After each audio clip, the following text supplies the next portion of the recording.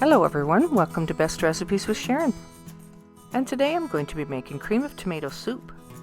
The amounts that I show today will be enough for one person and it makes a single bowl, but just times it by however many people that you need to make it for, and you can make as much as you want. And this is a great way to use up extra tomatoes that you might have on hand.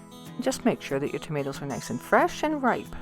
Wash them up, and you can actually steam them and peel them if you like, or you can leave the peelings on and just chop them like they are.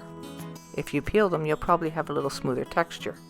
But today I'm leaving the peelings on, placing them in a medium-sized saucepan with the juice included, and I'm using about 3 cups of chopped tomatoes here. Then add 1 tablespoon of butter. Throw in 2 nice-sized bay leaves. Add 1/3 cup of half and half cream, and also about 1/3 cup of water. And turn your heat on high to get this started. And give it a stir once in a while. And then add a good-sized teaspoonful of white sugar, just enough to bring out the natural sweetness in the tomatoes.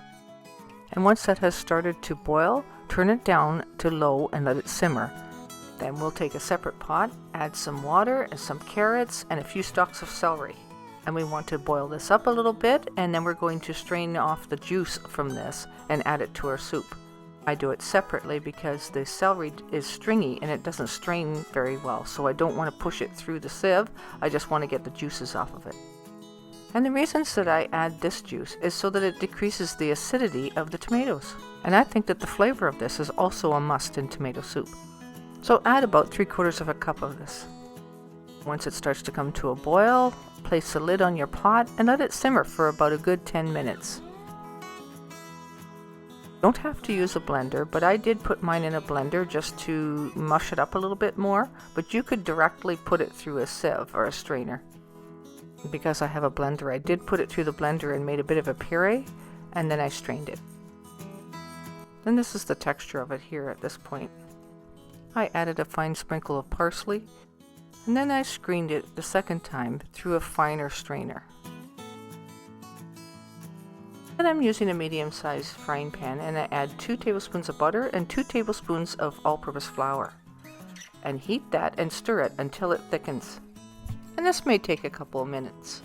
And what we're making here is a bit of a slurry so that we can thicken our soup with it. And add as much of that as you need to thicken the soup to the desired consistency.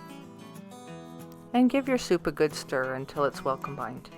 Pour your soup into a nice deep soup bowl, add a couple of soda crackers, fancy it up with a little bit of thick cream on top, coat with a little bit of basil leaves, and here you go, the soup of the day, cream of tomato soup. And thank you so much for watching today's episode. And if you like it, give it a thumbs up and comment in the comment section. And thank you so much for subscribing. And I'll talk to you next time.